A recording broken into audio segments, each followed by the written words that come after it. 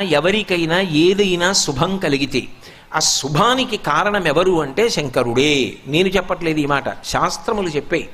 శుభములన్నీ కుప్పలు తెప్పలుగా ఆయన పాదముల దగ్గర పడి ఉంటాయిట.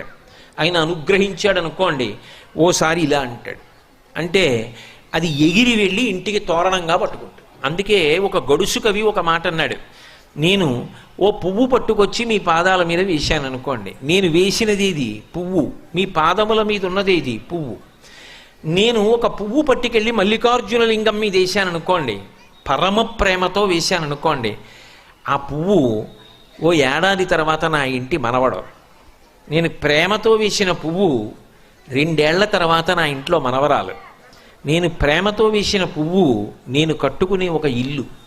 నేను వేసిన పువ్వు నాలో కలిగేటటువంటి భక్తి. నేను వేసిన పువ్వు ఏ వయస్సులో నాకు రావాలో ఆ వయస్సు